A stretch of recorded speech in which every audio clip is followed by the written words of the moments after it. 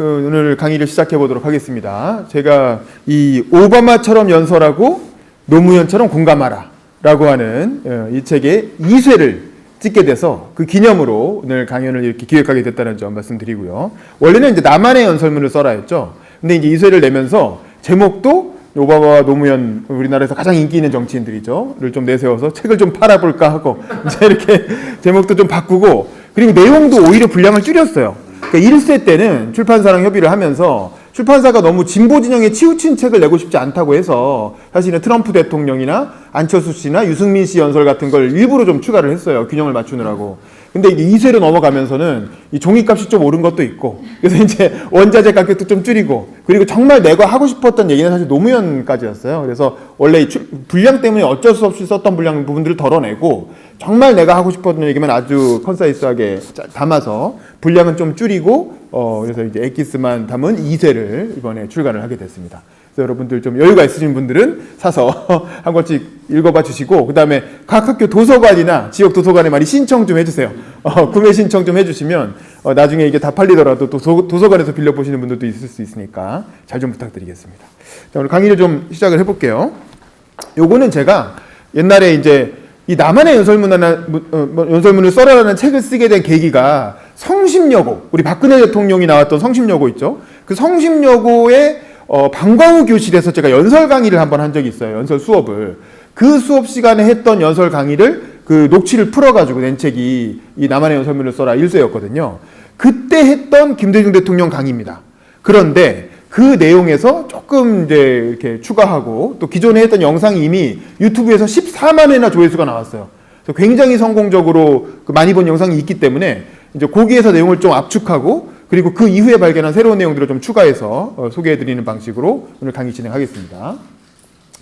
일단 첫 번째로는 김대중이 누군지 간단히 설명을 하고, 오늘 우리 기리의 김대중 영화를 같이 봤기 때문에 대략적으로는 알고 계시겠지만 다시 한번 정리해보고, 그 다음에 제가 책에서 소개했던 효창공원 연설, 김대중을 전국적으로 가장 유명하게 만든 첫 번째 연설이 바로 효창공원 연설입니다. 그래서 효창공원 연설에 대해서 좀 설명을 드리고, 그 외에 이제 유튜브에서 찾아볼 수 있는 김대중 대통령의 명연설들 어떤 게 있는지 그거 좀 소개를 드리는 걸로 진행하겠습니다. 아까 우리가 봤던 그 기리의 김대중 영화에서는 김대중 대통령의 연설이 뭐 자세히 나오진 않았어요. 특히 이제 좀 이따 소개하겠지만 71년 장충단 공원 연설이 좀 일부 음성이 나오긴 했는데 뭐 풀로 나오진 않고, 이제 그런 것들이 어떤 내용으로 구성되어 있었고 왜 중요한 의미가 있는지 오늘은 그런 말씀을 좀 드려볼게요. 일단 김대중 대통령 누굽니까? 예, 들어오세요. 우리 전희연 대표님 오셨네요. 자, 1924년에 전남 신안에서 출생을 하게 되는데, 제가 지난번 강의 때 제가 지역을 잘 몰라요. 그래서 전남 신안이 아니라 전북 신안으로 해가지고 그 댓글로 엄청나게 가루가 되게 까였어요. 세상에 전남 전북도 모르면서 무슨 김대중 강의를 하냐. 그래가지고 밑에 제가 하나하나 일일이 죄송합니다 하고 이렇게 댓글을 달았는데, 전남 신안입니다. 전남 신안의 하이도라는 섬이죠. 저는 김대중 평화 캠프에서 하이도도 직접 갔다 왔어요. 그래서 1박 2일 잠도 자고 생가도 가보고 그랬는데, 지금은 굉장히 멋있게 잘 이렇게 조성을 해놨습니다. 정치인들이 가끔 내려가죠. 김대중 대통령도 지난번에 광주 갔을 때, 아까 그 영화에 나온 광주 방문했을 때도 하이도를 한번 가시고, 근데 퇴임하고 나서 돌아가시기 한 1, 2년 전인가 마지막으로 한번 하이도를 가셨어요. 그래서 그때 가보면 그 김대중 대통령을 기리는 기념물들이 많이 있고, 큰바위 얼굴이라고 하이도에만 가야 볼 수 있는 그 큰 바위 얼굴 모양의 섬이 있어요. 이렇게 사람의 옆모습 같은 느낌이 드는 이렇게 바위섬이 있는데, 거기 가보면 이제 김대중 대통령 사진이랑 같이 약간 이제 김대중 대통령의 옆모습을 보는 듯한 그런 느낌이 드는 큰 바위 얼굴 섬이 있습니다. 거기도 한번 기회 되시면 한번 가보시면 좋을 것 같아요. 한 1년에 한 번 정도 내려가는 행사가 있으니까 한번 가보시고. 그 다음에 이제 아까도 나오지만 목포일보를 인수했다고 나왔잖아요. 젊었을 때. 그러니까 너무 돈이 잘 벌려가지고 그대로 사업을 했으면 재벌이 됐을 거라는 거야. 뭐 정주영이나 이병철 같은 초창기 재벌이 됐을 거라는 거죠. 젊었을 때 사업이 너무 잘 됐어요. 이분은 원래 일제시대에 이제 목상을 나왔잖아요. 목포상고를 나와서 취업을 했는데 해운회사에 취업을 했어요. 근데 우리가 알다시피 해방이 되면서 해운회사를 일본 사람이 운영하다가 일본 사람들이 다 본국으로 도망가 버리잖아요. 그러니까 갑자기 사장이 없어져 버린 거야. 그러니까 종업원들끼리 모여서 종업원들이 주인인 회사가 된 거죠. 근데 그 종업원 중에서 그 김대중 씨가 가장 이렇게 리더십도 있고 말도 잘하고 그 종업원들 사이에 신망이 있는 사람이었기 때문에 아까 영화에도 그 얘기 나오죠. 종업원들과의 관계가 좋아야 된다. 그래서 종업원들이 대표로 추대를 한 거예요. 그래서 그 해운회사의 대표가 되고 나중에 본인이 아예 해운회사를 차려서 해운업을 본격적으로 하게 되는 거죠. 그래서 그 해운업으로 돈을 엄청나게 법니다. 그 번 돈을 갖고 목포일보 사장까지 인수하게 되는, 취임하게 되는 거죠. 그래서 사업가로서 엄청나게 잘 나갔다. 근데 이제 해방이 되고 나서 50년대 그 아까 나온 것처럼 이승만이 부산 정치 파동을 일으키는 거 보면서 아, 이게 사업만 해가지고 될 게 아니다. 정치를 해야 되겠다. 아, 이렇게 이제 사업가에서 정치가로 변신하겠다는 생각을 하고 그때 이제 김대중을 정치권으로 이끌어준 사람이 민주당의 장면 총리예요. 그래서 아까도 영화에도 나왔지만 1960년에 민주당이 정권을 잠깐 잡잖아요. 한 8개월 정도 짧게 민주당 1기 정부. 사람들은 되게 김대중이 민주당 1기 정부라고 생각하는데 아닙니다. 장면 정부가 그 전에 있었어요. 그리고 그 장면 정부의 공식 대변인이 김대중이었어요. 그때는 국회의원도 아닐 때였어. 국회의원을 한 2번, 3번 아까 영화에 나온 것처럼 계속 국회의원 떨어지면서 가산 그 엄청나게 많았던 부를 국회의원 떨어지면서 다 탕진하고 완전히 가난한 이제 이렇게 백수 청년이 되어 있는 상황이었고 첫 번째 와이프였던 차용희 여사는 이미 죽었고 그 선거운동 과정에서 병을 얻어서 돌아가시고 그리고 이제 호라비의 백수 정치 지망생인 김대중을 정치권에서 그래도 장면 총리가 좋게 봐가지고 정부 대변인으로 임명을 한 거예요. 그래서 신민당 정부의 대변인으로서 1960년에 활약을 했다. 그리고 그것 때문에 인지도가 많이 올라가서 결국 61년 국회의원 선거에 당선이 됐던 거죠. 근데 당선되고 국회의원 등록하려고 갔더니 쿠데타가 일어나서 국회가 해산돼 버린 거예요. 그러니까 이제 그때부터 박정희와의 악연이 시작이 되는데 물론 그 다음에 선거에 정치활동 풀리고 나서 다시 출마해서 목포에서 압도적으로 당선이 되죠. 자, 어찌됐건 그래서 이제 민주당 대변인을 하고 그 다음부터 김대중의 인생은 한 10년 정도 국회의원을 아주 빛나는 시기를 거치고 국회의원으로서 의정활동을 너무 멋지게 잘하고 그리고 나서 71년에 신민당의 대통령 후보가 됐죠. 그게 아까 영화에 나온 장면이고 그리고 87년에 또 평민당의 대선 후보가 되고 여기서부터는 기리의 김대중 영화에는 안 나온 장면이죠. 막 2편이 나올 것 같은데 2편 앞부분이 이제 87년 대선부터 시작을 하겠죠. 스토리상. 87년 대선에 대선 후보가 되고 그다음에 92년에 또 민주당 대선 후보가 되죠. 그래서 벌써 이때 대통령을 3번 출마한 거야. 3번 다 낙선. 그리고 마지막에 97년에 새정치국민회의로 대통령 후보에 출마해서 그때 비로소 당선이 되게 되는 거죠. 이 97년 대통령 선거에 출마했을 때 제가 선거운동을 했습니다. 제가 그때 대학교 2학년, 제가 이제 96학번이니까 대학교 2학년 때 김대중 대통령이 저희 학교에 오셔가지고 서울대 정치학과에 오셔서 그때 서울대 정치학과 교수님 중에 길승흠 교수님이라고 최초로 서울대 교수 중에 야당 캠프로 가신 분이 있었어요. 서울대 정치학과 교수 중에. 그래서 이제 길승흠 교수님이 김대중 후보를 데리고 와서 서울대 정치학과 대학원 박사과정생들을 대상으로 특강을 하신 거야. 근데 그 특강 때 저희가 대학교 신입생으로서 그 자리에 놀러 가가지고 같이 김대중 대통령 연설을 듣고, 네, 들어오시죠. 그래서 이제 김대중 대통령이 이 자리에서 이렇게 강의를 하면 제가 바로 요 앞에 앉아 있었어요. 그러니까 여러분처럼 박사과정 이렇게 둘러 앉아 있잖아. 근데 이제 학부생들이 들어갈 자리가 없잖아. 그래서 가운데 있죠. 저 가운데. 저 가운데에 들어가서 앉아라. 그래갖고 그 신입생들이 대학교 막 이제 입학한 신입생 환영회 때였는데 그 가운데 자리에 이렇게 오미조미 앉아가지고 김대중 대통령이 강의를 들었던 그런 기억이 납니다. 그러면서 그때 저는 김대중 대통령을 처음 본 거예요. 눈앞에서.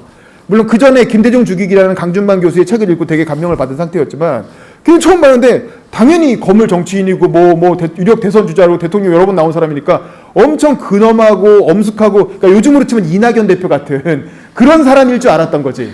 그래가지고 되게 긴장하고 이렇게 앉아 있는데 처음부터 엄청 웃긴 거야, 이 사람이. 계속 빵빵 터뜨리는 거야. 자기가 감옥에 있어. 뭐 이런 식이에요. 이럴 때면 유명한 자기가 감옥에 있을 때 젓가락으로 파리를 잡는 법을 익혔다는 거야. 또 파리를 잡을 수 있다는 거야, 실제로 젓가락으로 이렇게 해가지고 파리를 잡았다는 거야, 자기가. 그러면서 아, 내가 감옥에서 젓가락으로 파리 잡은 얘기를 막 해주는 거야. 그래서 이게 뭐지? 그래서 이제 굉장히 깼고 사형 선고 당했을 때도 우리가 일반적으로 사형 선고 당하면 굉장히 공포스럽고 무섭고 위축되고 그럴 거 아니에요. 근데 DJ가 뭐라 그러냐면 그래 내가 그 전두환 세력 앞 신군부 앞에서 죽일 테면 죽여봐라. 아, 나는 니네가 죽여도 나는 민주화를 위해서 영원히 사는 길을 가겠다. 이렇게 말은 했지만 실제로 재판에서 진짜 사형이 나올 줄은 몰랐다는 거예요. 그래서 사형 아니면 무기징역이에요. 어차피 내란 음모기 때문에 이거는 딱 2개예요. 사형 아니면 무기징역인데 그래도 설마 사형을 때릴까? 왜냐하면 무기징역만 나오면 언젠가는 사면복권되고 살 수 있거든요. 근데 사형 나오면 옛날에 조봉암 선생처럼 바로 죽여도 어쩔 수 없기 때문에 사형만 아니길 바랬다는 거야. 근데 사형을 하면 입이 사하고 옆으로 벌어지잖아요. 무기징역 하면 무하고 나오잖아요. 그래서 속으로 무 이렇게 이제 그랬는데 이제 마지막에 재판장이 판결을 하는데 사형 이렇게 해가지고 입이 옆으로 벌어지는 걸 보고 엄청 이렇게 낙담을 했다. 이제 뭐 그런 얘기도 하고 그 다음에 이제 이렇게 사형 선고를 받고 사형수가 돼서 감옥에 있잖아요. 근데 이호 여사가 면회를 온 거야. 그 이제 면회를 와서 그 가족만 면회를 할 수가 있잖아요. 그래서 어쩌다 한번 면회를 와가지고 이렇게 손을 딱 붙잡고 기도를 하는 거야. 이호 여사는 개신교 신자고 김대중 대통령은 천주교 신자잖아요. 어쨌든 둘 다 기독교 신자니까 같이 하느님 앞에 이제 이렇게 구해주십시오 기도를 하겠죠. 그러니까 당연히 김대중 대통령 입장에서는 아내가 나를 위해서 기도를 하니까 살려달라고 기도를 하겠거니라고 생각을 했는데 이 여사가 뭐라고 하냐면 하느님 제 남편의 모든 것을 주님께 맡기겠나이다. 이렇게 살려달라고 기도를 해야지. 막 이렇게 기도하면 어떡하냐 이거죠. 그러니까 뭐 그런 얘기 지나가세요. 그래서 굉장히 재밌었던. 그래서 저는 이제 그 김대중 대통령의 물론 그 당시에 정세에 관한 얘기도 많이 했어요. 정치에 관한 얘기도 많이 했지만 그런 자기 인생 얘기를 어떻게 보면 굉장히 무서운 얘기인데 아까 영화에서도 어떻게 보면 굉장히 엄혹한 상황이 막 그려지잖아요. 근데 그거를 본인은 굉장히 유머러스하게 얘기하는 거야. 그래서 그걸 보고 되게 매력을 많이 느꼈어요.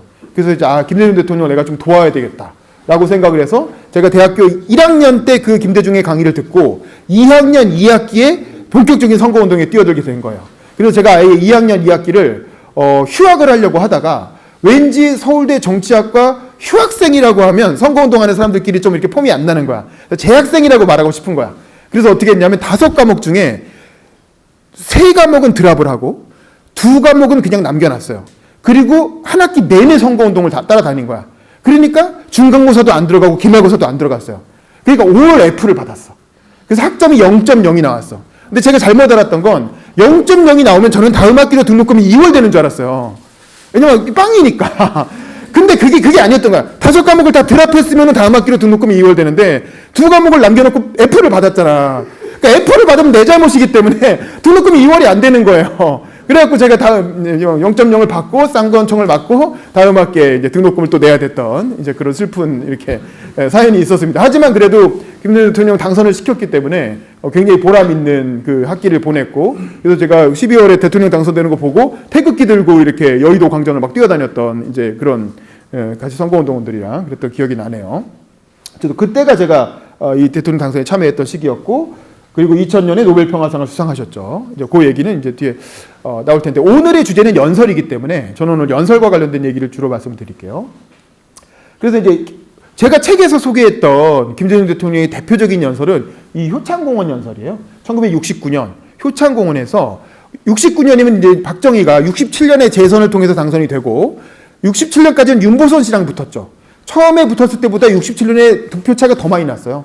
67년은 이미 경제 성장에서 성공을 거두면서 상당히 국민들의 지지가 높아져 있는 상황이었고 원래 그 당시 대통령 그 헌법으로는 대통령은 2번까지밖에 할 수 없었기 때문에 박정희의 마지막 임기였던 거예요.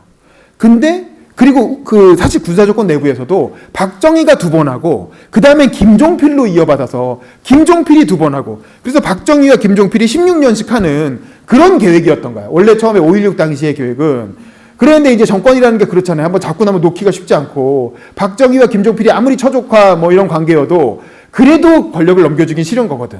그래서 이제 재선되자마자 3선 개헌을 하려는 움직임이 나타나게 되고 김종필을 지지했던 공화당 내부의 김종필계를 철저하게 탄압하고 숙청을 합니다. 그리고 나서 김종필을 설득해가지고 결국 너도 3선 개헌 참여해라. 라고 해서 김종필이 3선 개헌에 참여하고 결국 박정희 71년 대선 유세를 따라다니면서 도와주게 되죠. 그러면서 김종필은 독자적인 대선 주자로서의 어떤 힘을 세력을 잃어버리게 되죠. 자, 어쨌든 그런데 이제 야당에서 난리가 난 거야. 분명히 2번째까지만 하고 3번째는 다른 후보가 나올 줄 알았는데 김종필 정도만 붙어볼 만하다고 생각을 했는데 또 박정희가 나오겠다고 하니까 이승만이 생각나잖아요. 이승만도 원래 2번까지만 하기로 돼 있었는데 3선 개헌을 해가지고 독재의 길로 갔잖아요.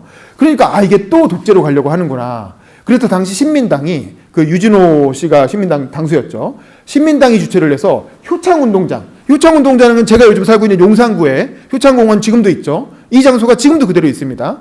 여기에서 그 당시에 서울 시내에서 이렇게 대규모 집회를 할 수 있는 이렇게 5개의 공간이 별로 없었어요. 원래는 이제 야구장 같은 거 하던 곳이죠. 그래서 효창운동장을 대관을 해가지고 여기서 이제 3선 개헌을 반대하는 대군중 집회를 이제 개최를 하게 됩니다. 그때 뭐 김영삼도 나오고 뭐 여러 사람들이 당시 기라성 같은 정치인들이 다 나와서 이제 릴레이 연설을 하는 거야. 그 중에 이 김대중의 연설이 가장 유명하고 많은 사람들에게 이제 기억에 남게 되는 것이죠. 제가 이제 강의 때마다 맨날 물어보는 거지만 이 사진을 한번 보세요. 이 정도 인원이 모여서 이 정도 인원이 모여서 연설을 들으려면 이게 몇 명이겠어요? 대략적으로. 대충 몇 명 정도가 모이면 이 정도 사진이 나올까요? 이게 당시에 신민당이 추산한 거라 약간 주최 측 추산이라 뻥이 좀 이렇게 섞여 있을 수 있지만 당시 추산으로 30만 명이 모였다는 거예요. 30만 명이면 지금도 경기도에 있는 한 소도시 인구는 됩니다. 그러니까 한 도시 인구가 다 같이 모여서 김대중의 연설을 들었던 거죠. 김대중뿐만 아니라 그때 이제 삼성개헌에 반대하는 사람들이 다 나와서 연설을 하는 집회니까 서울 시민들 중에 정치에 관심 있는 사람들은 다 모여갖고 이제 연설을 들은 거야. 그때 여촌야도라 그래갖고 그 도시에서는 야당의 지지세가 굉장히 강했죠. 그래서 이제 이 김대중이 이 무대에 올라오게 되는데 여기서 목포의 국회의원이었던 김대중이 대한민국의 정치인으로 우뚝 서게 되는 거예요. 그 계기를 제공한 게 바로 이 효창공원 연설입니다. 그 전까지 김대중은 그냥 원오브 댐이었어요. 야당에 있는 김영삼도 있고 이철승도 있고 김대중도 있고 그런 뭐 유진산도 있고 유진호도 있고 많은 정치인들이 있었는데 그중에 그냥 김대중도 있나 보다 이런 정도였죠. 근데 이제 이 연설을 통해서 특히 서울 시민들의 마음속에 김대중이라는 인물이 확 들어가게 되는 거예요. 저 사람 인물이다. 저 사람 언젠가 대통령 되겠구나. 라는 느낌을 확 준 게 바로 이 효창공원 연설입니다. 그래서 이 연설이 되게 중요하고 그리고 다른 연설들은 제가 연설 강의를 하고 싶어도 장충단 공원 연설 50분이에요. 거의 1시간 동안 강연을 한 거예요. 그리고 그 이후에 이어지는 연설들도 거의 다 김대중은 그때부터는 완전 주인공이기 때문에 한 번 하면 마이크가 굉장히 오랫동안 주어져요. 그래서 1시간 동안 혼자 강의하고 막 이런 식이야. 그러니까 그걸 다 할 수가 없어. 분량도 너무 많고. 근데 이건 딱 15분짜리 연설이에요. 오바마가 2004년 전당대회 때 했던 연설이 15분이었잖아요. 그러니까 이때는 많은 사람들이 다 나눠가면서 연설을 했기 때문에 김대중한테만 많은 시간을 줄 수가 없었던 거야. 그래서 딱 15분간 연설 시간이 주어졌고 본인은 자기에게 주어진 15분을 굉장히 효율적으로 구성할 수밖에 없었던 거죠. 그래서 가장 완성도가 높은 연설이 나온 거예요. 1시간 정도 강연을 할 수 있으면 시간이 많으니까 이런저런 얘기 막 왔다 갔다 이렇게 막 잡담도 하고 막 그렇게 됩니다. 근데 15분이라고 연설 시간이 딱 주어져 있으면 그 시간 안에 엑기스를 녹여내야 되기 때문에 굉장히 고심하게 돼요. 그리고 문학적으로 완성도가 높은 연설이 나오게 됩니다. 시간 제한이 있으면. 그래서 오히려 더 좋은 연설이 됐다고 봐요. 그리고 초심자들이 접근하기 좋은 연설인 거죠. 그래서 이제 김대중 대통령이 69년 7월 19일 서울 효창동에서 삼선개헌 반대 시국연설회를 열고 삼선개헌에 대해서 엄정하게 비판을 했는데요. 근데 이제 보면 이 17분, 영상으로는 17분이고 실제로 주어진 건 15분이었어요. 이 원고를 10시간 이상 고민을 거쳐서 작성을 했다라고 회고를 했습니다. 그래서 녹음 상태가 좋지 않아서 당시 현장의 박수소리나 환호성 등이 충분히 전달되지 않지만 그래도 긴박했던 시대 상황이나 결연한 의지를 읽어내는데 충분한 상태라고 해서 이 김대중 도서관에서 이 연설 육성 테이프를 발견을 한 거예요. 그전엔 원고로만 남아있다가 이 육성 테이프가 발견이 돼서 이게 유튜브 들어가면 요즘은 다 있습니다. 김대중 효창공원 연설 치면 유튜브로 전체 영상이 다 나오고 거기에 이제 자막까지 다 붙여서 들어보실 수가 있고 제가 지난번에 찍은 그 성심여고 강의에서는 그 영상을 직접 보여주면서 김대중 대통령의 육성을 들으면서 같이 강의를 진행했었는데 그렇게 하면 이제 시간도 좀 오래 걸리고 오늘 또 여기 현장 상황도 좀 좋지가 않고 그래서 오늘은 그냥 제가 원고만 소개해드리는 식으로 진행을 할 텐데 기회 되시면 한번 꼭 들어보세요. 우리가 이제 노인일 때 김대중만 생각하기 때문에 굉장히 좀 이렇게 날카로운 좀 이렇게 좀 느릿느릿하고 뭐 그런 목소리를 생각하는데 젊었을 때 김대중은 전혀 목소리가 다릅니다. 완전히 카랑카랑하고 진짜 귀에 꽂아주는 연설을 해요. 그 노무현 대통령 못지않게. 그래서 그 연설 영상 상태도 나쁘지 않아요. 들어볼만 합니다. 그래서 그거는 기회 되시면 한번 15분밖에 안 되니까 풀 영상을 한번 들어보시되 오늘 제 소개를 좀 듣고 들으시면 좀 더 이해가 쉽겠죠. 그래서 이제 김대중 대통령이 자기 회고록에 어떻게 썼냐면 이렇게 썼어요. 효창운동장 연설은 아직도 기억하는 사람들이 많다. 나는 혼신의 힘을 쏟았고 청중들은 열광적으로 호응했다. 연사들에게는 15분씩 시간이 주어졌다. 나는 집에 들어가지 않았다. 시청 앞 뉴코리아 호텔, 뉴코리아 호텔 지금도 있죠?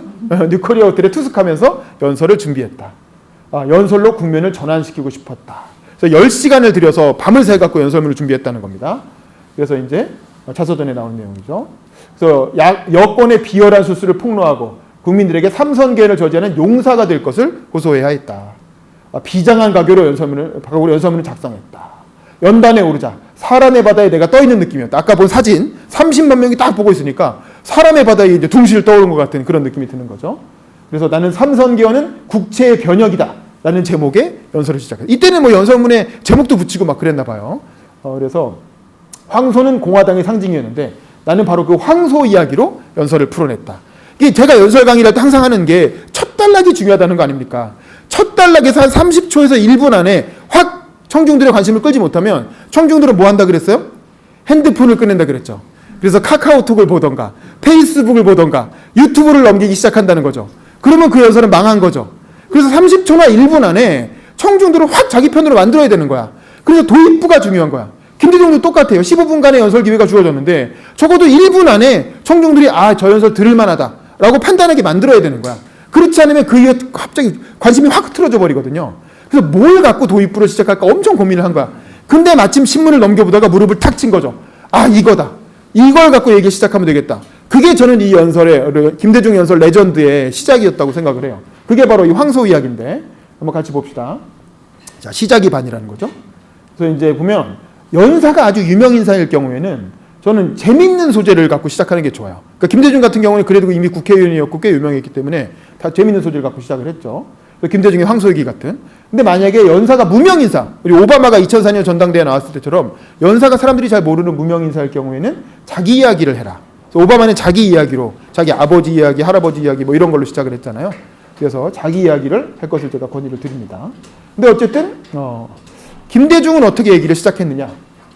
자, 황소와 칼빈 총 얘기로 연설을 시작합니다. 보세요. 지난 6월 28일자 조간신문을 보니까 경기도 안성에서 황소 한 마리가 미쳐가지고 주인 내외관을 마구 찔러서 중상을 입혔다는 거야. 이건 사건 사고예요. 그냥 사회면에 실린 사건 사고 기사를 보고 김대중이 신문을 넘겨보다 말고 요거다 하고 무릎을 딱 친 거예요. 그러면서 사람들이 이 황소를 때려잡으려고 몽둥이를 들고 나섰지만 잡지 못해서 마침내 지서순경이 와가지고 칼빈 총을 5방이나 쏘아가지고 기어이 때려잡았어 라는 거죠. 이렇게 사건 사고를 딱 소개하면서 시작해요. 이게 뭐지? 왜 저런 얘기를 하지? 라고 청중들이 이제 웅성웅성하면서 궁금해하겠죠. 황소와 칼빈 총, 그리고 마을 사람들이 다 같이 몽둥이를 들고 나섰다는 게 되게 중요해요. 어떤 상황인지 아시겠죠? 마을 사람들이 다 같이, 그리고 칼빈 총까지 쏴서 잡았다라는 거야. 그러면서 나는 이 신문을 보고 과연 천도가 무심치 않구나, 이래 생각했어. 그러니까 김대중은 연설하다 보면 반말을 해요, 막 청중들한테. 그러니까 자기와 동년배의 동료 시민들, 요즘 유행하는 동료 시민들을 대상으로 얘기하는 거예요. 그러니까 반말을 섞어가면서 이래 생각했어.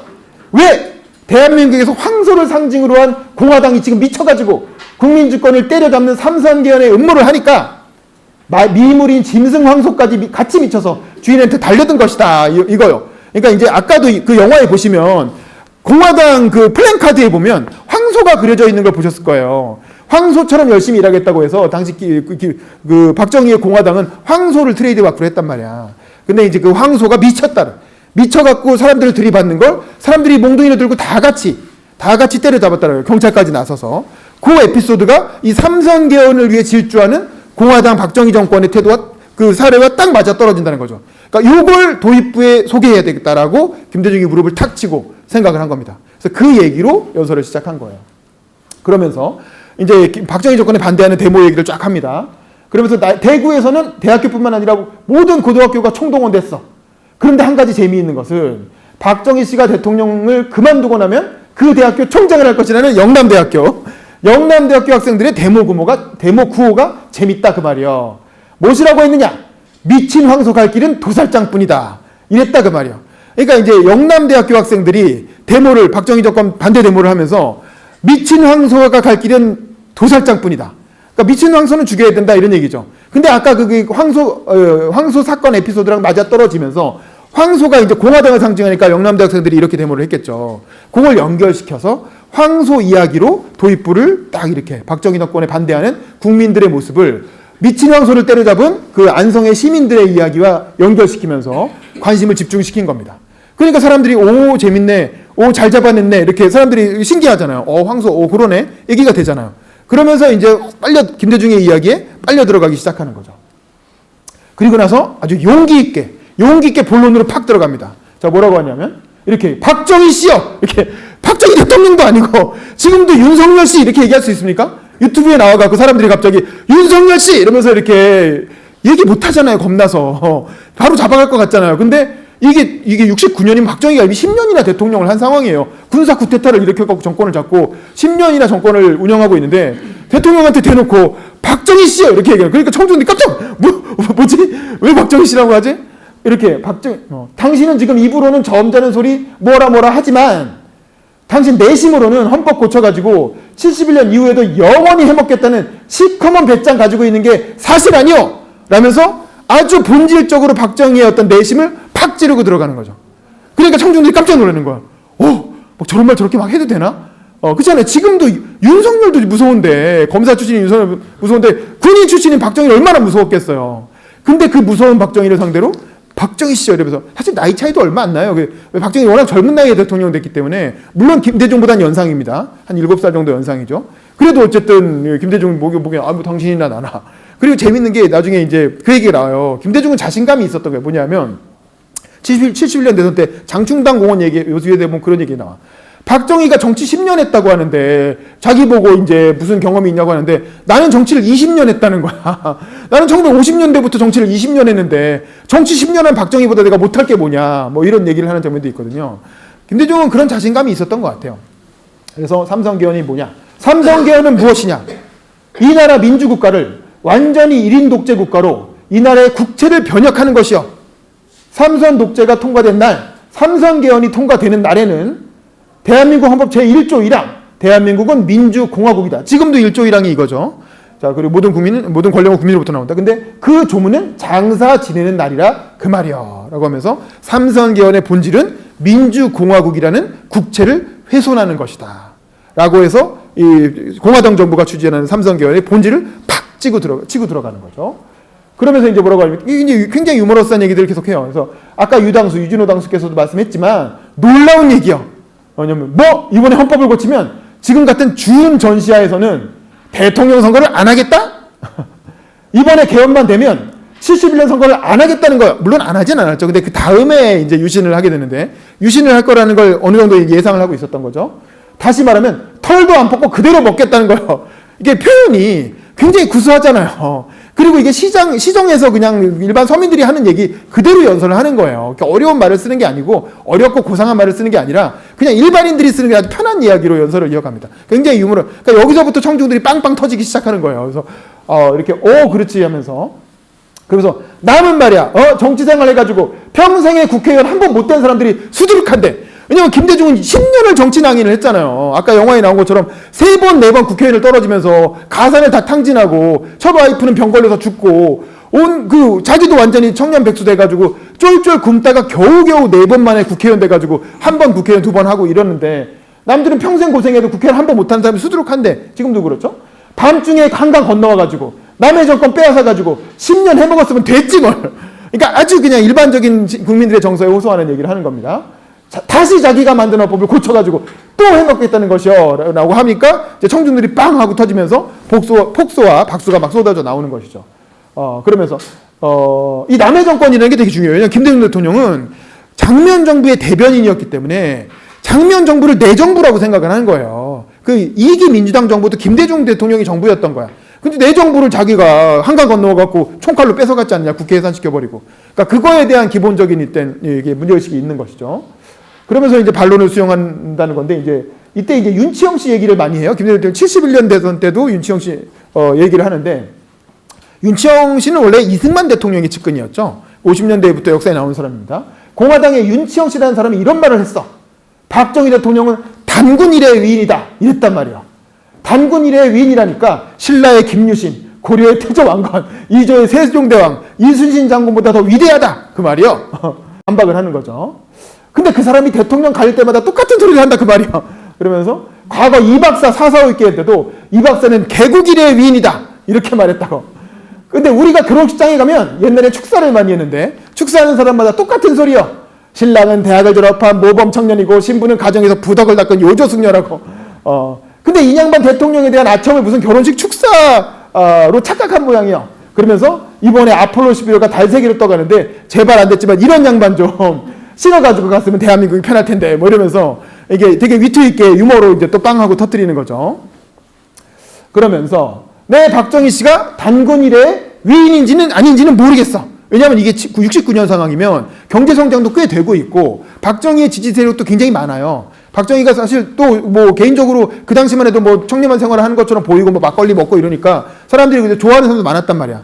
그러니까 내가 박정희가 단군 일의 위인인지 아닌지 모르겠다는 거야. 하지만 그러나 한 가지 분명한 것은 만일 박정희 씨가 삼선개헌을 그대로 추진했다가는 박정희 씨가 단군 이래의 위인이 아니라 단군 이래의 폭군이 된다는 것만은 분명하다는 말을 여러분에게 분명히 말하고 싶소 라고 하면서 단군 이래의 위인이라는 말을 받아서 그대로 단군 이래의 폭군이라고, 그러니까 상대방이 한 말을 받아서 그대로 받아치면서 약간 이제 위트 있게, 그리고 약간 문학적인 라임도 살려가면서 연설문을 구성을 한 거죠. 그러면서 지난번 국회에서 김영삼 의원이 박정희 씨가 독재자다 이랬단 말이야. 그랬더니 공화당 사람들이 노발대발했어. 아, 그래 아무리 못생긴 사람이라도 대놓고 너 이 자식 못생긴 놈이라고 하면 화 안 내는 사람 없겠지요. 그러니까 요것도 약간 이제 웃기게, 그래 너 진짜 못생긴 사람한테 못생겼다고 하면 얼마나 기분 나쁘겠어요. 너 독재자한테 독재자라고 하면 당연히 기분 나쁘겠죠. 그런 사람은 없겠지만, 자 어쨌든 자 선거가 끝나고 이제 목포에서 어렵게 선거운동한 얘기를 합니다. 그리고 나서 선거가 끝나고 이제 서울로 올라와서 국회의원이 됐잖아. 국회에 와 보니까 웬걸 국회는 온통 가짜 투성이요. 왜냐면 그 당시에 부정선거가 엄청 많았고, 아까 영화에도 나왔지만 그 전에 한 두 번째 총선에서 박정희가 그 목포에서 김대중을 떨어뜨리기 위해서 엄청 노력을 하잖아요. 근데 겨우 힘들게 목포에서 당선돼가지고 그게 킹메이커라는 영화에도 나오잖아요. 그 선거가 아주 유명한 선거인데, 김대중은 어렵게 당선돼서 국회의원이 됐지만 부정선거가 워낙 심해가지고 신민당 의원들이 엄청나게 많이 낙선을 했어요. 그러니까 부정선거로 당선된 가짜 국회의원들이 국회에 아주 온통 투성이라는 거죠. 그래서 진짜는 3분의 1인지 1도 못 되고 3분의 2는 국민이 뽑은 게 아니라 중앙정보부나 경찰이나 면장, 반장들이 뽑은 사람들이다 그 말이에요. 그러니까 다 관건선거, 금권선거를 해가지고 다 부정선거로 해서 뽑은 사람들이 3분의 1은 되더라라는 거죠. 그래서 이래가지고 이 사람들이 국회에서 우리가 무슨 옳은 소리라도 듣지를 안 해. 그저 황소같이 고개만 숙이고 정부가 하라는 대로만 한다 그 말이에요. 황소라는 표현을 계속 갖다 쓰는 거죠. 하도 분통이 쳐서 이 자식들아 하고 한번 달라붙어 보지만 웬걸 공화당 사람들은 군대 갔다 온 사람들이 많아서 유도가 3단, 당수가 5단이다 이 말. 그러니까 이제 군사 정권이라는 걸 이렇게 빗대는 거죠. 그러니까 군인 출신들이 많아서 싸움을 잘해. 뭐 유도, 당수 막 그래가지고 해볼 수가 없어. 그러니까 어떻게 힘으로 해보려고 그랬는데 도저히 힘으로는 당할 수가 없대 군사 정권 사람들. 그래서 이 다음에 국회의원 국민들이 뽑을 때 제발 그 당수 잘하고 유도 잘하는 사람들은 빼주었으면 쓰겠어. 그래서 이제 국민들한테 이 싸움 잘하는 사람들은 제발 국회의원 시키지 말아 달라. 이것도 이제 위트 있게 이제 얘기를 하신 겁니다. 그러면서 이제 자기 각오를 밝히는 거예요. 왜냐면 이제 지금 이제 한국의 민주주의상 이 나라의 국시 민주주의는 지금 빈사 상태에 들어갔어. 국채는 이미 변혁 중에 있는 거예요. 여러분, 이 더러운 민주주의에 대한 원수들, 이 용서 못한 조국에 대한 반역자들, 나는 분노와 하염없는 통분된 심정을 금할 수 없으면서 내가 호소하는 것은 하나님이여 이런 자들에게 벌을 주소서, 국민이여 걸기에서 이런 자들에게 철퇴를 내리라는 것을 호소하고 싶소 라면서 이제 청중들에게, 이 연설의 목적은 국민들이 다 같이 걸기에서 삼선개헌에 반대하자라는 거잖아요. 그러니까 국민을 설득하기 위한 메시지를 얘기를 하는 거예요. 다 같이 일어나서 이 사람들을 처단하자, 혼내주자 이런 얘기를 하는 거죠. 자, 그러면서 나는 저기 계신 김구 선생과 삼려열사의 무덤 앞에서 여러분 앞에 맹세합니다. 왜냐하면 효창공원이잖아요. 효창공원이 김구 선생 묘역이 있는 곳이잖아요. 그 옆에 바로 백bun기념관 지금 있죠. 그리고 삼려열사라고 324묘가 지금도 있죠. 뭐 이봉창, 뭐 안중근, 뭐 이렇게 그래서 이제 거기 앞에 딱 보인단 말이야. 그 연설을 하면 그 뒷동산에 김구 선생 묘역이 있는 거거든요. 거기서 보고 딱 맹세한다는 거야. 나는 피로써 여러분 앞에 맹세해. 그러면서 나는 이 조국의 멸망과 국민을 불행의 진구렁 속으로 끌고 간 박정희 씨의 삼선개헌에 대해서는 이 사람의 정치적 생명뿐만 아니라 육체적 생명까지 바쳐서라도, 왜냐면 그 당시에 군사정권화에서 민주화운동을 한다는 건 정치 생명이 끊기는 문제가 아니에요. 정치 생명 끊기면 그냥 집에 가서 딴 거 하면 되잖아요. 뭐 딴 직업 가지고 먹고 살면 되잖아요. 근데 이거는 군사정권화에서 민주화운동한다는 건 육체적 생명이 실제로 끊기는 거예요. 실제로 아까 영화에 보면 사형당한 사람들, 또 광주에서 이렇게 학살당한 사람들 다 나오잖아요. 실제로 죽는단 말입니다. 근데 이제 그 육체적 생명을 바쳐서라도 의정단상에서 내 목숨을 걸고 싸울 것을 여러분 앞에 맹세합니다. 국회의원이기 때문에 의정단상에서 국회의원으로서 의회 민주주의를 통해서 독재 정권과 싸우겠다라고 하는 걸 국민들 앞에 맹세한다는 거죠. 그리고 우리 신민당 국회의원들은 우리의 집 주소를 서대문 현저동 101번지로 옮긴 지 오래요. 현저동 101번지가 어딥니까? 서대문 형무소죠. 그러니까 우리는 감옥 갈 준비가 다 돼 있다. 서대문 형무소 갈 준비가 다 돼 있다. 이렇게 얘기하는 거죠. 그러면서 감옥에 갈 각오를 하고 있다 이 말이야. 그래서 천명대로 우리의 목숨을 마치지 못하더라도 우리가 그것을 두려워할 사람들은 아니야 라는 거죠. 실제로 신민당 국회의원들, 장준하 선생 같은 경우는 국회의원일 때 암살당했어요. 물론 의문사죠. 뭐 등산 갔다가 실족했다고 하는데 나중에 이제 시신을 이렇게 이장하면서 꺼내보니까 두개골이 함몰돼 있었다는 거 아닙니까? 무슨 망치로 맞은 것처럼. 그래서 이제 김대중 대통령과 동년배고 그 광복군 출신이고 살아있었으면 아마 그분도 대선 후보였을 거예요. 김대중하고 김영삼하고 라이벌이 됐을 사람인데 그 장준하 선생도 의문사. 신민당 국회의원 시절에 돌아가신 거예요. 그러니까 이게 국회의원이라고 해서 뭐 목숨이 안전한 게 아니에요. 이 당시에는 야당 국회의원 하나 잡아다가 소리 소문 없이 죽이는 건 뭐 일도 아닌 그런 시대였으니까. 근데 그런 걸 각오하겠다는 거야. 그런 걸 감수하고라도 나는 삼선 개헌에 반대하겠다라는 걸 30만 명이 모인 국민 앞에서 천명을 하는 거죠. 그러니까 그걸 보는 국민들이, 청중들이 어떤 마음이 들었겠어요. 이제 이렇게 감동을 받게 되는 거죠. 그러면서 내가 여러분들한테 이야기하고자 한 것은 우리 신민당 유진호 당소 중심으로 결속해서 우리의 눈동자가 새까만한, 이 표현이 재미잖아요. 눈동자가 새까만한. 죽으면 눈동자가 하얘지겠죠. 근데 국민 여러분이 자유와 조국에 대한 신념을 포기하지 않는 한 우리는 결단코 박정희 씨의 망국적인 삼선 개헌을 저지하고야 말 사람이라는 것을 여러분 앞에 분명히 말씀한다. 그 말이야. 그러면서 이렇게 반말로 계속 얘기를 해요. 이렇게 친구한테 얘기하듯이. 그러면서 이제 청중이, 마지막 결론은 뭐예요? 청중이 같이 해야 되잖아요. 내가 혼자 한다고 삼선개헌을 막을 수 있는 게 아니고 국민들이 다 같이 일어나서 삼선개헌에 반대해야 되니까 청중의 동참을 호소하는 거죠. 그래서 이 나라가 누구 나라인데? 이 나라가 박정희 씨 나라요? 라고 하니까 이제 사람들이 올소는 아니다라는 얘기겠죠. 그러면서 이 나라는 대통령은 바뀌어도 헌법은 영원한 것이요.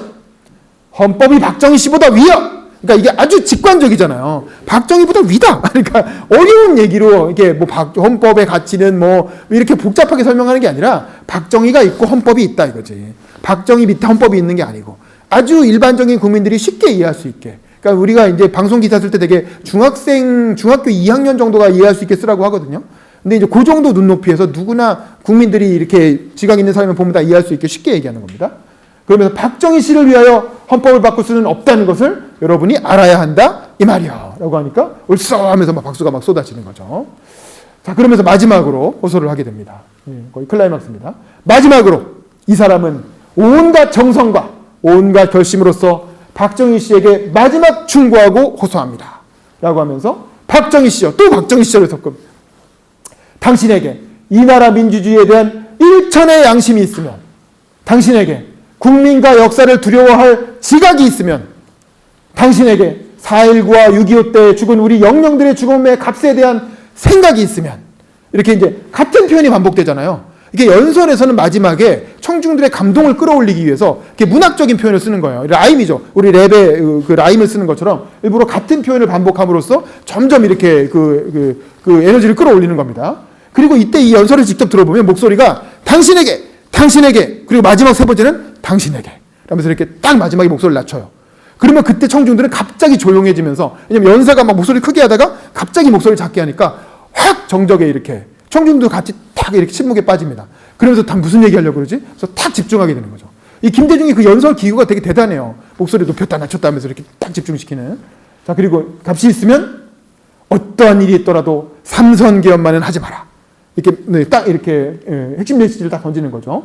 그러면서 미래를 예언합니다. 굉장히 놀라운 부분인데, 이런 것 때문에 사실 좋은 정치가는 그 젊었을 때는 파이터지만 나중에 예언가가 돼요. 정치라는 건 굉장히 모든 인간 그 역사와 심리와 또 인간들이 가지고 있는 다양한 구체적인 이해관계 이런 걸 다 고민하다 보면 미래가 보여. 어느 정도 미래를 예측하는 단계에 들어가요. 그래서 예언자적 성격을 가지게 되거든요. 이제 김대중도 이제 박정희의 미래를 예언을 합니다. 만일 당신이 기어이 삼선 개헌을 했다가는, 이거 박정희한테 하는 말이죠. 기어이 삼선 개헌을 했다가는 이 조국과 국민들에 대해서 말할 수 없는 죄악을 가져올 뿐만 아니라 박정희 씨 당신 자신도 내가 몇 월 며칠 날 그렇게 된다고 날짜와 시간은 말 못하겠지만, 내가 진짜 이게 무당은 아니니까 점쟁이는 아니니까 그렇게까지 말 못하지만, 당신이 제2의 이승만 씨가 되고 제2의 아유브 칸이 되고, 아마 이게 제3세계 독재자였겠죠. 그리고 공화당이 제2의 자유당이 된다는 것만은 해가 내일 아침에 동쪽에서 뜬다는 것보다 더 명백하다는 것을 나는 경고에 맞지 않는 것이요. 그러니까 삼선 개헌하면 너 반드시 끝이 좋지 않다. 이승만 봐라. 결국 국민의힘에서 하야하고 망명 가지 않았느냐. 너도 이승만처럼 된다. 그리고 공화당도 자유당처럼 된다. 두고 봐라. 라고 미리 예언을 해놓은 거예요. 69년에. 실제로 딱 10년 뒤에 79년에 박정희 암살돼서 죽고 공화당은 아예 자취도 없이 사라져버리죠. 그 다음에 공화당의 이름을 이어받는 정당이 없어요. 그 신군부는 정의당, 민정당이라서 이름을 아예 바꿔버리죠. 물론 공화당 사람들이 일부 개인적으로는 들어갔지만 공화당이란 간판으로 더 이상 정치를 그래서 그 다음에 우리나라 공화주의라는 게 없어져 버려요. 공화당이 없어지면서. 근데 그 정도로 자유당이란 말도 지금까지 못 쓰잖아요. 자유당의 이미지가 하도 안 좋으니까. 공화당이란 말도 미국에서 쓰는 이름이잖아요. 근데 아직도 우리나라 못 쓰고 있어요. 왜냐면 너무 그때 박정희 정권 때 이미지가 안 좋아서. 그래서 사실은 이거를 이미 69년에 박정희가 죽기 10년 전에 날짜를 특정할 수는 없으나 이렇게 될 거라고 예언을 했다라는 거죠. 그래서 이게 참 대단한 것 같아요. 이런 어떤 정치인의 통찰력이라는 거. 정치 한 20년 하면 이 정도 볼 수 있는 눈이 생기는 거죠. 물론 이제 김대중이니까 되는 거겠지만. 자, 이렇게 하고 마지막입니다. 국민 여러분이요. 국채의 변혁을 꿈꾸는 삼선개헌을 봉쇄합시다. 국민 여러분이요. 민주주의를 이 땅에 꽃피워가지고 우리나라의 후계자들에게, 여러분들이죠. 뭐 저를 포함한 여러분들, 후계자들에게 영광된 조국을 넘겨줍시다. 여러분, 다 같이 걸기에서 삼선개헌 반대 투쟁에 한 사람 한 사람이 결사의 용사가 될 것을 호소하면서 저의 말씀을 줄이겠습니다. 라고 연설을 하셨다는 겁니다. 여기도 마찬가지로 국민 여러분이요. 여러분. 마찬가지죠. 박정희 씨요. 아까 그거랑 똑같은 비슷한 라임을 가지고 마무리를 하고 있죠. 이렇게 연설문이지만 약간 문학적인 성격을 띠는, 그냥 무조건 일방적으로 하는 게 아니라 들었을 때 듣는 사람이 귀로 즐거움을 느껴야 돼요. 그 내용도 좋아야 되지만 듣는 사람이 마치 노래 가사를 듣는 것처럼 그렇게 흥이 느껴져야 되거든. 근데 그런 어떤 구성을 가지고 있다는 거예요. 김대중의 연설은. 노무현 대통령이 그 대통령 선거 출마했을 때 한 연설도 마찬가지고, 오바마가 2004년 전당대회 할 때 했던 연설도 마찬가지예요. 그 내용들을 제가 책에 잘 소개를 해놨는데 다 이런 문학적인 라임이 있습니다. 좋은 연설들은. 여러분도 연설문을 쓰실 일이 있으면 그런 걸 염두에 두고 그런 기교들을 좀 사용하시면 연설의 품격이 훨씬 올라간다는 거 참고하시면 좋을 것 같고, 그래서 이제 지난번 강의에서는 이렇게 연설 내용만 소개하고 말하는데 제가 이제 오늘 강의를 준비하면서 유튜브를 좀 찾아봤어요. 그래서 우리가 이런 연설을 유튜브가 너무 좋아요. 옛날엔 도저히 알 수 없었던, 현장에 가지 않으면 들을 수 없는 연설을 몇십 년 지난 연설도 요즘은 유튜브에 풀로 다 올라와 있어요. 그래서 이제 이 연설에 바로 이어지는 역사적 연설이 그 유명한 71년 장충당 공원 연설이죠. 효창 공원 연설은 30만 명이라면 장충당 공원 연설은 100만 명이었다는 거예요. 아까 그 영화에 나왔죠. 장충당 공원은 효창 공원보다 더 넓어요. 장충당은 저희 회사 충무로 바로 옆에 있잖아요. 지금도 장충체육관 있죠. 근데 거기에 이제 지금은 이제 뚜껑이 씌워져 있는데 그 당시엔 뚜껑이 없어갖고 이제 하늘에서 이렇게 보면 다 보였죠. 100만 명이 모였다는 거고, 이 연설은 유튜브에 들어가 보시면 연세대 김대중 도서관 유튜브 채널이 있어요. 여기에 풀 버전이 올라와 있습니다. 옛날에는 풀 버전이 없었어. 풀 버전이 없고 원고로만 있었는데 요즘 김대중 도서관에서 이걸 유튜브에 다 올려놨어요. 그래서 한 50분 정도 돼요. 그러니까 1시간 정도 강연이라 내용을 다 소개할 수는 없지만 대략적으로 말씀드리면 도입부에 처음부터 그 얘기를 딱 합니다. 그러니까 박정희 후보 건강을 기원한다 이러면서 덕담하고, 바로 이어서 이번 선거에서 박정희 씨가 당선되면 반드시 대통령 직선제를 폐지하고 총통제로, 박정희 대통령이 죽을 때까지 집권하는 총통제로 전환할 것이다. 그럴 거라는 확실한 증거를 나는 가지고 있다. 라고 하면서 유신체제를 예언을 하죠. 연설 바로 앞부분에. 그러니까 그걸 딱 듣는 사람 많은 청중들이 깜짝 놀라는 거예요. 왜냐하면 박정희가 이 대선 때 자꾸 선거에서 김대중한테 밀린다는 느낌이 드니까 마지막에 뭘 공약하냐면, 이번 선거가 나의 마지막 선거다. 저는 이번에만 여러분을 당선시켜 주시면 앞으로 더 이상 국민 여러분께 표를 달라고 하지 않겠다라고 약속을 해요. 그러니까 표를 달라고 하지 않겠다고 하니까 이번이 마지막 출마겠구나라고 많은 사람들이 그렇게 받아들였단 말이야. 근데 김대중은 그걸 딱 보고 표를 달라고 하지 않겠다는 뜻은 표를 안 받고도 대통령이 될 수 있는 개헌을 하겠다. 더 무시무시한 독재체제로 가겠다라는 뜻이다. 라고 딱 그렇게 간파를 한 거죠. 또 실제로 그렇게 했죠. 그러니까 이 김대중쯤 되면 이제 이렇게 딱 미래를 보는 눈이 생기고, 박정희가 분명히 당선되면 이거 분명히 영구집권체제로 갈 거다라고 해서 미리 길목을 딱 차단하고 그 자리에 서 있는 거죠. 너 일로 올 거지? 다 알아? 이렇게. 그러면 이제 안 맞으면 안 맞는 대로 민주화가 되니까 좋은 거고, 또 맞으면 내가 한 말이 맞는 거니까 또 좋은 거잖아요. 그러니까 이제 이런 예언가적인 특성을 보여주고, 아까 영화에도 나왔지만 연설의 앞부분은 그렇게 시작하고 중간에 본인의 공약을 쫙 설명을 해요. 향토회비금 폐지라든가 대학교 교련 폐지라든가 이제 그 대중경제론이라든가 당시에 논란이 됐던 대선 공약 쫙 설명하고 나서 마지막에 7월 1일인가가 대통령 취임식이라는 거 아니에요. 그래서 7월 1일은 새로운 대통령이 뽑히는 날입니다. 여러분 청와대에서 만납시다. 라고 하면서 딱 끝난단 말이에요. 그러니까 100만 명의 청중들이 와 하고 이렇게 대환호를 하면서 연설이 끝나게 되는 거예요. 그게 이제 아까 영상에 잠깐 나와요. 앞부분하고 뒷부분 잠깐 나왔죠. 요 연설이 이 100만 명이 들은 연설이고, 그게 이제 김대중이라는 사람을 아주 전 국민적인 스타로, 그야말로 이렇게 그 삼선견 그 이렇게 반대 집회에서 한번 떠오르고, 그 다음에 이 연설을 통해서 완전 국민 마음속에 팍 자리 잡는 겁니다. 그러니까 광주 사람들이 왜 80년에 그 김대중 석방하라고 집회를 했겠어요. 이런 연설을 들으면서, 이런 연설을 10년을 들은 거예요. 그 이후에. 그러면서 이제 광주 사람들의 마음속에 김대중이라는 사람은 굉장한 어떤 그 자기 지역의 어떤 영웅이자 스타로, 그리고 민주주의의 어떤 이렇게 선구자로 그렇게 가기에 되는 거예요. 그런 사람 잡아놓으니까 당연히 데모하지. 그랬더니 거기를 그렇게 무력으로 진압을 했던 겁니다. 그래서 이 영상이 풀 버전이 있고요. 자막도 달아놨어요. 그 다음에 또 재밌는 게, 김대중이 미국으로 망명을 갔잖아요. 아까 영화에 보면 나오죠. 미국에 망명을 가서 한 2년 지내다가 그 총선을 앞두고 신민당 돌풍을 다시 일으켜야 되니까, 그때 아키노 씨가 암살당해서 죽었잖아요. 그 아키노 씨가 그랬다는 거예요. 저도 이 만화책 보니까 그게 나오던데, 방탄조끼를 입었다는 거예요. 그러니까 들어가면 암살될 걸로 예상했기 때문에 방탄조끼를 입고 들어가는데, 그랬더니 옆에 기자가 근데 혹시 머리를 쓰면 어떡합니까? 그랬더니 머리를 쓰면 어쩔 수 없죠. 뭐 이랬다는 거예요. 농담 삼아. 근데 실제로 비행기 트랙이 딱 내리자마자 이마를 이렇게 바로 이렇게 뒤통수에서 쏴가지고 바로 이제 저격이 돼서 죽은 거죠. 그러니까 아키노 상원 의원이 그렇게 죽는 걸 같이 망명 생활하다가 자기보다 먼저 들어가는데 바로 그렇게 암살되는 걸 김대중이 봤어. 그러면 우리도 똑같은 상황이잖아요. 그러면 겁나서 안 들어갈 만도 하잖아요. 그냥 이번엔 넘어가고 전두환 정권 끝나고 나면 그때나 들어갈까 이럴 수도 있을 텐데, 아니다. 이 총선에서 이기려면 내가 들어가야 된다. 이게 본능적으로 내가 여기서 더 민기적되고 있으면 국민들한테 잊혀진다. 지금 이 총선이라고 하는 중요한 이벤트가 있는데 내가 밖에서 이렇게 있어서 나 일신의 안전을 위해서 미국에 있어서는 안 된다고 생각을 한 거죠. 그래서 들어가면서 여기 보면 84년에 뉴욕에서 환송회 연설을 한 번 하고, 바로 이어서 LA에서 또 한 번 합니다.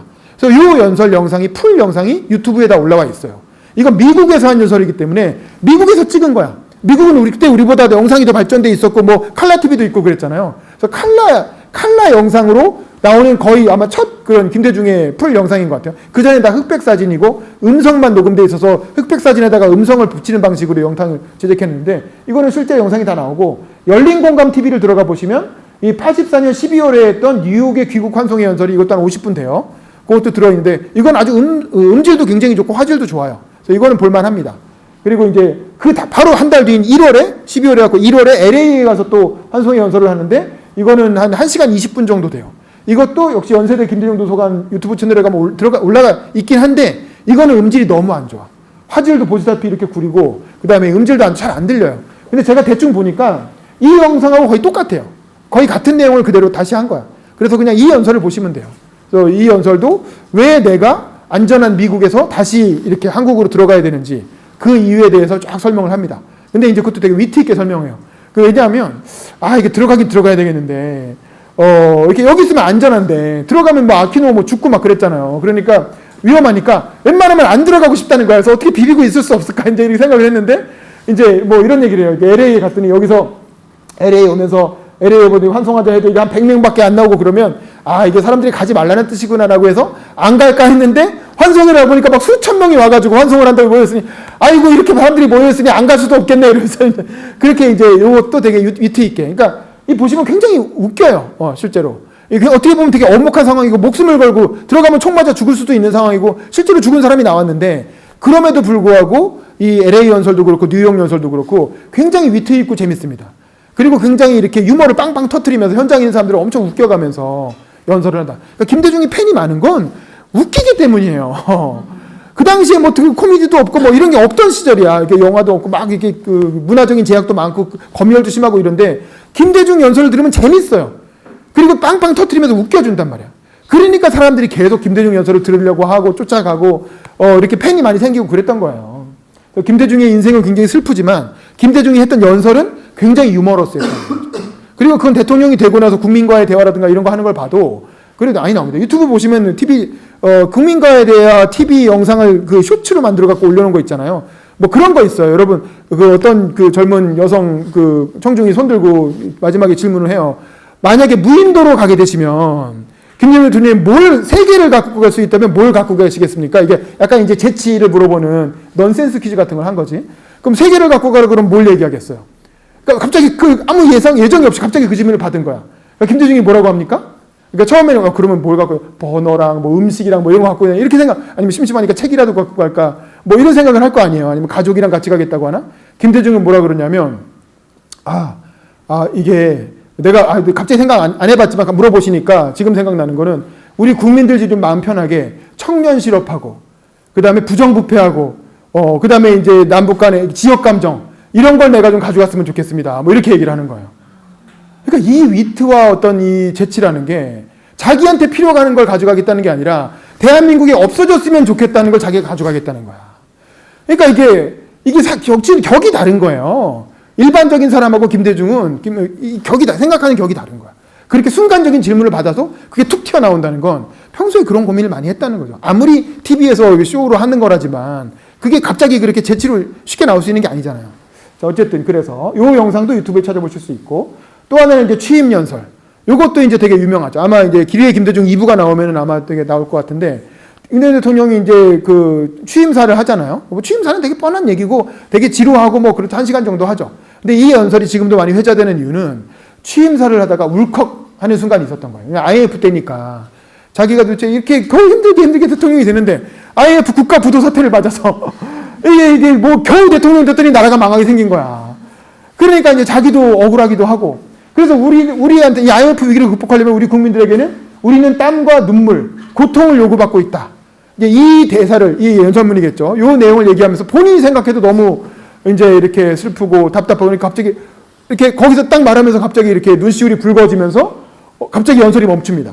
그러니까 전 국민이 다 보는 대통령 취임사에서 갑자기 연설이 멈추니까 국민들이 깜짝 놀랄 거 아니에요. 왜 그러지? 무슨 일 있나? 근데 이제 연설 내용상 이렇게 IMF 위기를 극복하는 과정에서 국민들이 힘들어한다는 걸 본인도 이제 공감하는 그러면서 자기도 모르게 울컥 하는 장면이 나옵니다. 아까 광주 갔을 때 김대중 막 펑펑 우는 장면 나오잖아요. 김대중 대통령은 잘 울어요. 그러니까 웃기기도 잘 웃기지만 필요한 순간에 잘 우시는 분이야. 그게 굉장히 뛰어난 정치인의 능력입니다. 광주에 가서 정말 펑펑 이렇게 울잖아요. 그렇게 우는 게 그게 쇼로 되는 게 아니잖아요. 꼭 울어야 되는 순간이거든요. 그 순간에 그렇게 펑펑 우는 거야. 그리고 나중에는 나오지만 노무현 대통령 돌아가셨을 때 노무현 대통령 연결식장에서도 그 권양숙 여사의 손을 잡으면서 펑펑 울잖아요. 근데 그것도 전 국민이 다 그렇게 슬퍼하니까 다 같이 근데 그게 뭐 일부러 내가 오늘 울어야 되겠다 해서 눈을 찔러갖고 나오는 울음이 아니잖아요. 자연스럽게 전 국민의 슬픔에 같이 공감하기 때문에 그런 울음이 나올 수가 있는 거죠. 이때도 마찬가지로 대통령 취임사는 엄숙한 순간이지만 IMF 경제 위기를 겪으면서 많은 사람들이 슬퍼하고 직장에서 잘리고 가정은 해체되고 이혼하고 자살하고 이런 일들이 벌어지고 있는 상황이니까 자기도 모르게 울컥하고 이제 이렇게 나오게 되는 거죠. 어쨌든 그러니까 요건 뭐 자막도 다 달려 있고 뭐 여기 이거 쉽게 찾을 수 있는 연설이죠. 유튜브에서 뭐 보시고 그 다음에 이제 퇴임하고 나서 서울대에 가서 김대중 대통령이 강연을 한 게 있어요. 이건 오마이 TV에 나오는데 요거는 제가 재밌는 게 제가 이 자리에 또 있었어요. 저는 왜냐하면 제가 그때 서울대 조교를 하고 있었거든요. 군대를 갔다 와서 제대하고 나서 서울대 조교를 할 때 마침 2006년이면 어떤 상황이냐면 북한이 핵실험을 한 거야. 노무현 정부 때인데 북한이 핵실험을 해가지고 난리가 났어. 그래서 그때 햇볕 정책 때문이다. 북한이 핵실험을 하고 이렇게 핵을 보유하게 된 것은 김대중 정부부터 괜히 햇볕 정책을 해가지고 북한을 퍼줘서 북한이 그 돈으로 핵실험한 거 아니냐 라면서 햇볕 정책을 비판하는 목소리가 진보 보수 여야 할 것 없이 다 나오고 심지어 여당인 열린우리당 안에서도 햇볕 정책이 이제 재고해야 된다는 얘기가 나오고 노무현 대통령도 이렇게까지 하면 좀 정책을 좀 재고할 수밖에 없지 않을까요? 뭐 이런 얘기를 공개적으로 하고 그러면서 그 햇볕 정책이 이제 위기에 이게 달린 거죠. 노무현 정부에서 햇볕 정책이 가장 위기에 처했을 때가 이 북한 핵실험했을 때예요. 그러니까 김대중 대통령이 조용히 있다 말고 갑자기 강연 정치를 시작합니다. 그래서 전국에 있는 전남대에 가서도 강연하고 뭐 어디 고려대에 가서도 강연하고 이렇게 전국에 있는 주요 대학을 돌면서 강연 정치를 해요. 김대중 대통령이. 그러면서 마지막으로 네 번째로 서울대에 와서 강연을 하는데 제가 그때 서울대 정치학과 조교였어요. 조교의 힘을 이용해가지고 그 서울대 문화관의 맨 앞자리에 딱 두 자리 맡아가지고 이제 딱 가서 앉아갖고 바로 앞에서 봤는데 굉장히 놀라운 게 김대중 대통령은 셀럽오브도 셀럽이잖아요. 노벨평화상도 이미 수상한 뒤고. 그러니까 서울대 학생들이 다 들어와서 보고 싶은 거야. 근데 서울대 문화관은 한 500명 정도밖에 안 들어가요. 그러니까 자리를 꽉 채워서 앉았는데도 자리가 그 뒤에 줄을 길게 늘어서 가요. 문화관 밖에. 그러니까 뒤에가 어떻게 했냐면 여러분들 중에 나한테 핵 끼칠 사람 없지 않느냐. 여러분 다 내 얘기 들으러 오지 않았냐. 그러니 괜찮으니까 이렇게 강연장이 있으면 김대중이 이렇게 앉아 있잖아요. 나이가 이제 많으셔가지고 서서 강의를 못해서 앉아서 연설문 읽으셨는데 그 앞에 빈자리가 있잖아요. 저서 말고 다 그 주수단 다 들어오라 그러라고. 빈자리에 그냥 바닥에 앉으라는 거야. 젊은 사람이니까 바닥에 좀 앉아도 되지 않냐 그래갖고 다 밖에 줄 섰던 사람 다 들어오라고 해서 김대중이 바로 앞자리까지 이렇게 꽉 채워서 앉아가지고 이게 서울대 학생들하고 같이 그 강의를 듣는다. 막 전무후무할 거예요. 서울대에서 그런 식으로 강연을 한 건 아마 그 이후에도 없을 거예요. 되게 서울대는 격식을 많이 차리니까. 근데 딱 자리 다 찼으면 못 들어오는 거지. 근데 다 들어오라고 해가지고 앞자리까지 꽉 채워서 앉혀놓고 그리고 거기서 이제 연설을 하십니다. 근데 이제 적어온 햇볕 정책은 죄가 없다. 요지는 그거죠. 햇볕 정책은 죄가 없다. 왜 햇볕 정책하고 뭐라고 하느냐. 근데 그 얘기는 이제 한 15분 정도 정해진 연설문을 그냥 읽고 그다음부터 일문일답을 하는 거야. 아무 얘기나 좋으니까 다 물어봐라. 서울대 학생들한테 아무 얘기나 다 물어보세요. 라고 해가지고 막 이렇게 그 당시 뭐 김대중 대통령, 그 당시 현안에 대해서도 막 물어보고 또 저기 대통령이니까 대통령이라는 거에 대해서도 막 물어보고 막 서울대 애들이니까 또 얼마나 뭐 야망이 많은 애들이 왔겠어요. 그러니까 이제 그런 애들이랑 막 이렇게 너무 재밌습니다. 근데 이게 아쉬운 점은 당시 오마이뉴스만 해도 초창기라 영상의 질이 그렇게 좋지가 않았어요. 그래서 음질도 저는 바로 앞에서 들었으니까 다 기억이 나는데 그 영상을 보면은 자막도 안 달렸고 그 자막은 달아줘야 될 거 아니야. 근데 이게 1시간 정도 되니까 자막 달리면 보통 노가다가 아니거든요. 그러니까 애들이 자막을 안 달아놨어. 그래서 사실 음질이 잘 안 들리긴 합니다. 근데 저는 그래도 현장에 들었기 때문에 기억이 나죠. 특히 이게 마지막 일문일답하는 과정에서 너무 좋은 내용이 많았어요. 너무 김대중 대통령의 어떤 평생의 철학이 농축되어 있는 그런 어떤 그 촌철살인의 얘기들이 많이 오고 갔고, 그리고 되게 유머러스하고, 뭐 이제 그 당시에 빵하고 터졌던 거 뭐 이런 거죠. 예를 들면 그 얘기 하잖아요. 우리 납치됐을 때, 그 동경에서 납치돼가지고 현해탄 바다에 던지려고 그랬잖아요. 그래서 자기는 그때 꼼짝없이 죽는다라고 생각을 했는데, 아까 영화에선 굉장히 이렇게 비극적인 장면으로 묘사가 되지만 그것도 유머의 소재로 활용을 해요. 꼼짝없이 죽을 거라고 생각을 해가지고 난 이제 죽었구나. 근데 내가 넙쳐지면 상어가 날 물어뜯겠지. 근데 상어가 물어뜯으면 절반만이라도, 하반신은 물어뜯기더라도 상반신만이라도 남아서 살았으면 좋겠다. 뭐 이런 얘기를 해요. 그런 얘기를 하면서 근데 그래서 이제 죽겠구나라고 생각을 하는데 갑자기 이렇게 딱 눈을 떠보니까 옆에 예수님이 있더라는 거야. 자기는 이렇게 복면 쓰고 이렇게 있는데 떠보니까 옆에 예수님이 돼. 예수님이 옷자락을 잡고 설득을 했다는 거야. 그러면서 내가 설득 정치적으로 했지. 그러면서 예수님, 저는 조국을 위해서 아직도 할 일이 많이 남아 있습니다. 저는 아직 죽으면 안 됩니다. 살려주십시오. 라고 했더니 갑자기 예수님이 사라지면서 바바바바 하면서 헬리콥터 소리가 들렸다는 거예요. 중앙정보부 요원이 선생님 사셨습니다. 그러면서 이제 그 결박을 풀어주더라는 거야. 그런데 이제 거의 자기가 이제 예수님을 설득하기 위해 자기는 정치인이라 정치적으로 설득했다고. 왜냐하면 이제 국가와 민족을 위해 할 일이 있다. 뭐 이렇게. 거기서 또 청중들이 빵 터지고. 근데 마지막에 이제 정치라는 거는 필요하면 악마와도 손을 잡아야 된다. 뭐 막스 베버가 말한 유명한 표현 있잖아요. 그 얘기를 이제 질의응답하면서 한 거지. 김대중의 정치 인생에서 87년 단일화 이렇게 실패도 그렇고 또 97년에 정계 복귀했을 때 김대중을 따르지 않고 꼬마 민주당에 남았던 사람들이 있어요. 굉장히 괜찮은 정치인들, 뭐 이철도 있고 뭐 많거든요. 그런 사람들을 김대중이 철저하게 탄압합니다. 그런 사람들 지역구에 자객 공천을 해요. 그러니까 자기를 따르지 않았던, 자기보다 훨씬 어린 그 신진 정치인들, 그러니까 젊었을 때 자기가 40대 기술원 때 했던 그런 젊은 정치인들, 뭐 대정구, 이부영, 뭐 노무현도 그때는 안 따라갔었죠. 근데 어쨌든 그런 사람들을 하나하나를, 노무현은 부산이었으니까 김영삼한테 허삼수를 보내서 자객 공천을 당한 거고, 호남 쪽이라든가 수도권 쪽에서 김대중을 따르지 않았던 젊은 그 정치인들을 철저하게 그 자객을 보내가지고 다 낙선시켜버립니다. 그렇게 해가지고 이철이 자기가 공천했던 사람인데 자기를 따르지 않았다는 이유로 낙선시키고, 그 다음에 뭐 하로동선이라고 해서 백수가 돼서, 물론 뭐 박정희처럼 물리적으로 탄압하거나 그러진 않죠. 근데 정치적으로 철저하게 배제하는 이제 그런 정치를 하죠. 그러니까 김대중도 아주 현실주의자예요. 당 내에서 자기에 반대하는 세력은 철저하게 이렇게 제거하고 이제 철저하게 이렇게 딱 응징을 하죠. 이제 그런 얘기를, 나는 그런 스토리를 다 아니까 그런 얘기겠구나라고 이제 이해를 했어요. 물론 이제 그걸 하나하나 구체적으로 설명하진 않았지만 본인이 이제 그런 못할 짓도 많이 했다. 그때 상처받으신 분들에게 대해서 사과드린다라고 이제 마지막에, 거의 인생의 마지막 강연이라고 할 수 있죠. 왜냐하면 진짜 이렇게 좀 여유 있게 할 수 있는 거의 마지막 강연이었던 것 같아요. 서울대 학생들을 대상으로 한 강의는. 기회 되지만 한번 들어보시라고 권하고 싶고, 진짜 마지막 연설은 이거죠. 노무현 대통령이 돌아가시고 나서 2009년 6.15 남북 정상회담 9주기 기념식을 6월 11일에 하거든요. 6월 11일에. 그때 김대중 대통령이 마지막으로 이제 진짜 그 일주일에 한 달에 한 번씩 그 투석하는 그 불편한 몸을 이끌고 그 5월 달에 노무현 대통령 돌아가시고 나서 연결식 때 일주일간 그 한 5시간인가 떼약볕에 5월이면 5월에 빛이 되게 세잖아요.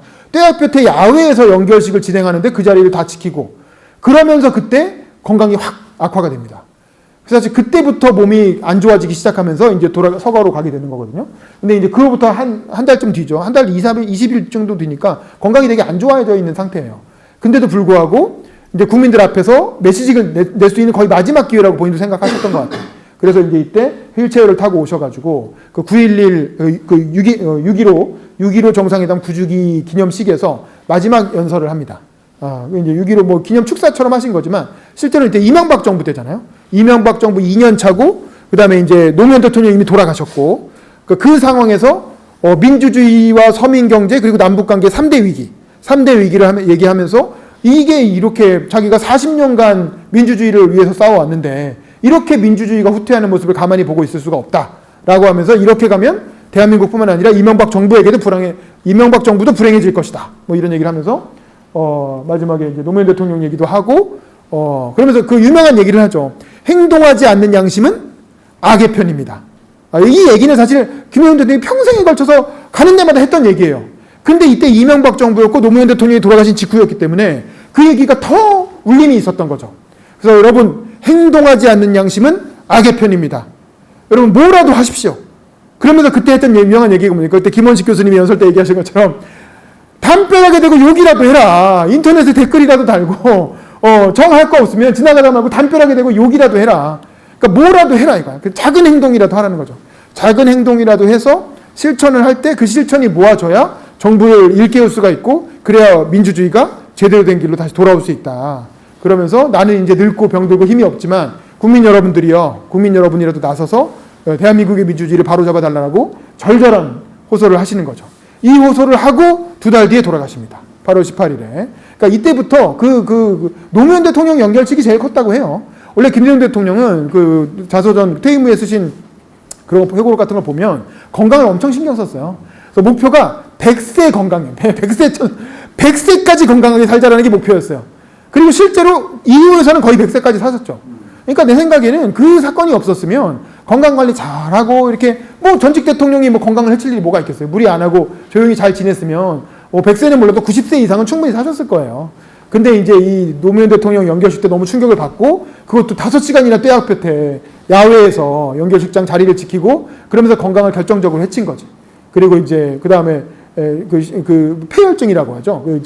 그 피가 막히는 거죠. 혈관이 막히는 거죠. 폐혈증이 오면서 병원을 들락날락하고 몇 번 죽을 뻔했다가 다시 깨어나기도 하고 그래서 내가 5번째 죽을 고비를 넘겼어 이렇게도 얘기하시고 그러니까 이미 4번 넘겼는데 이번에 또 죽을 뻔했다 살아났다 이거죠. 뭐 그런 얘기도 하시고 막 그래서 막 말년에 그리고 마지막에 하신 얘기는 회가 먹고 싶다 이렇게 이제 회를 되게 좋아하셨대요. 그래서 이제 마지막에 회를 좀 먹었으면 좋겠네. 김대중 대통령 굉장히 대식가였어요. 그래서 사실 투석하게 된 것도 너무 많이 먹어가지고 살이 쪄서 이제 이 양반이 엄청 먹는 걸 좋아해가지고 그 중국 같은 데 가면 중국은 코스 요리가 나오잖아요. 근데 코스가 막 10몇 개가 막 20개 넘게 코스가 대코스가 나오는데 대부분 코스 요리 나오면 이제 많이 나온다는 걸 알기 때문에 한 점씩만 먹어요. 맛만 보고 넘어가는데 그걸 하나도 안 남기고 다 접시까지 다 싹싹 비운 사람은 김대중밖에 없었다는 거야. 그 정도로 먹는 걸 엄청 좋아해가지고 그러다 보니 심지어 감옥에 있으면서 젊었을 때 김대중 뭐 호리호리 하잖아요. 우리 옛날에 그 영상 보면 김대중 대통령이 결정적으로 살이 찐 게 처음 감옥에 갔을 때 유신 때 탄압받으면서 감옥에 갔잖아요. 감옥에 가는데 밥이 식사가 부실하니까 자꾸 과자를 먹은 거야. 과자를 해서 자꾸 사탕 좀 들여오라 그래갖고 사탕 먹고 과자 먹고 그러다 보니까 이제 당분을 많이 섭취해서 그래서 이 여사가 면회를 왔는데 남편이 엄청 뚱뚱해져 있는 거야. 감옥에서 아니 도대체 그 감옥 간 사람이 이렇게 뚱뚱해져갖고 누가 고생했다고 생각하겠냐고 이 여사가 핀잔을 줬다는 그런 내용이 있는데 근데 어쨌든 그래서 살이 이렇게 펑퍼짐하게 이렇게 나중에 되게 뚱뚱해지셨죠. 근데 어쨌든 그래도 건강관리 잘 하셔서 그 노무현 대통령 연결식 사건이 없었으면 한 90 이상은 사셨을 텐데 그걸로 수명을 많이 단축하셨습니다. 근데 어쨌든 그래도 돌아가시기 전까지 이렇게 일관된 메시지, 행동하지 않는 양심은 악의 편이다 라고 하는 일관된 메시지를 내면서 국민들에게 민주주의를 위해서 이렇게 실천하는, 행동하는 국민이 되라 라고 이제 호소를 하신 거죠. 그게 김대중 연설의 일관된 메시지예요. 그 69년 효창운동장 연설부터 이 2009년에 했던 돌아가실 때 했던 마지막 연설까지 일관되게 김대중은 자기 말을 지키는 삶을 살았다. 그래서 그 연설의 완성은 제가 뭐라 그랬습니까? 그 사람의 인생이라는 거죠. 그 사람의 인생을 통해서 연설을 증명하는 거예요. 아무리 그 순간 멋진 말 하면 뭐합니까? 제가 이인재 씨 얘기 많이 하잖아요. 이인재 연설 잘했어. 정동영 연설 엄청 잘했어. 근데 누가 이인재나 정동영을 좋은 정치인으로 기억합니까? 자기가 유리할 때는 출마하고, 자기가 경선 지고 나면 불복해서 탈당해버리고, 항상 그 사람은 그리고 이번에 또 출마. 이인재, 정동영 이번 총선 또 나온다는 거 아니에요.